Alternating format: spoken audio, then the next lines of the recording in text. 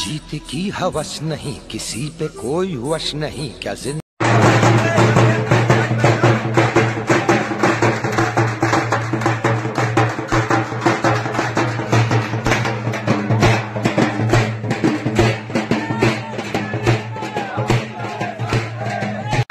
हल चलाए तूने, ओए तूने फसल। आणि आता 4-5 दिवस 2-2 तासच झोपा गाड्या पण शिवाजी महाराज की जय, छत्रपती शिवाजी महाराज की जय, डॉक्टर बाबासाहेब आंबेडकरांचा, डॉक्टर बाबासाहेब आंबेडकरांचा, महात्मा ज्योतिबा फुलेंचा, महात्मा ज्योतिबा फुलेंचा।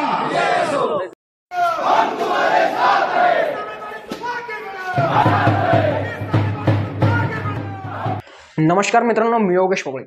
तर मित्रांनो, सरपंच मंगेश साबळे यांचे दौरे, यांच्या सभा हे बघून असं वाटू लागलंय की आता त्यांचा विजय हा निश्चित आहे आणि खूप मोठा तो विजय निर्णायक आहे।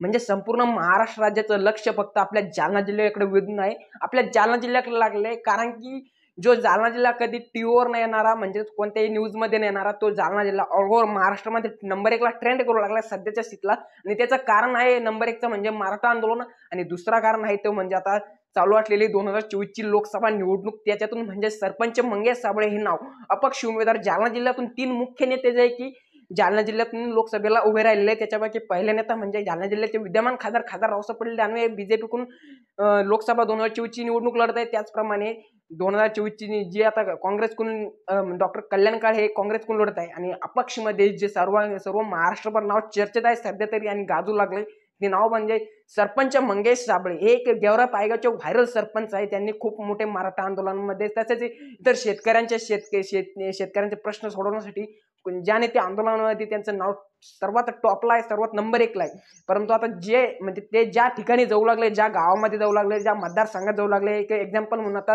विषय केला तर पैठण मतदारसंघात त्यांची काल 10 मे 2024 रोजी त्यांची खूप मोठी विराट सभा रात्रीच्या 8 वाजता झाली। आणि रात्रीच्या 8 वाजता तिथे हजारोच्या लाखोच्या संख्येने खूप मोठा जनसमुदाय तिथे इकट्ठा झालेला आहे। आणि तिथे त्यांनी एक नारा दिलेला आहे की धनशक्ती विरुद्ध जनशक्ती जी एकटलेली आहे आणि आपल्या विजयाला आता कोणी म्हणजे थांबू शकत नाही।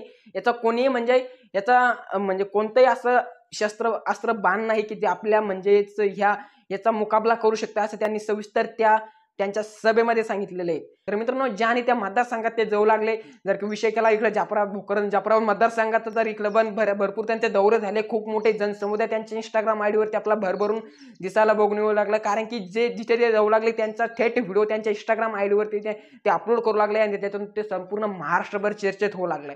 तर मित्रांनो, एक साधे सरपंच म्हणून जो कोणताही म्हणजे जिल्हा परिषद मेंबर नाही, पंचायत समिती सदस्य नाही, आता तो माणूस डायरेक्टली खासदार होणार। म्हणजेच की जो माणूस कोणताही आमदार झालेला नाही, जिल्हा परिषद मेंबर नाही, पंचायत समिती सदस्य नाही, एक साधा सरपंच म्हणून दिल्लीच्या तख्ताला जाऊन हादरवण्याची ताकद ठेवू शकतो। तर विचार करा तो माणूस असेल तरी कसा, कारण की तो एक शेतकऱ्याचा पुत्र आहे मित्रांनो। आणि एक जो शेतकरी एकदा जर कधी संतापला तर तो कोणालाही झापत नाही, पहिलंच आहे। तर मित्रांनो, मंगेश साबळे यांची चर्चा जी की संपूर्ण महाराष्ट्रभर चर्चेत आहे। तुम्हाला काय वाटतं तुमच्या तालुक्यात, तुमच्या गावामध्ये कमेंट करून नक्की सांगा। तुम्ही कोणत्या तालुक्यात नाही, जालना जिल्ह्यात कोणत्या गावात नाही, तुमच्या इकडे सरपंच मंगेश साबळे यांची हवा तुमच्याकडे कशी आहे? कारण की आता मतदान हे अगदी जवळ आलं आहे, म्हणजे 13 मे 2024 रोजी आपल्या जालना जिल्ह्यातून मतदान आहे। तर मित्रांनो, हा विजय नक्कीच निर्णायक असेल, खूप मोठा इतिहास घडणार आहे आपल्या जालना जिल्ह्यामध्ये असं मला तरी वाटतं। कारण की मी स्वतः सुद्धा मंगेश साबळे यांचा खूप मोठा एक समर्थक आहे, योगेश पाबळे म्हणून आपलं नाव आहे। तर मित्रांनो, तुम्हाला काय वाटतं कमेंट करून तुमची राय नक्की सांगा आणि व्हिडिओ आवडल्यास लाईक, शेअर आणि सबस्क्राईब नक्की करा। धन्यवाद।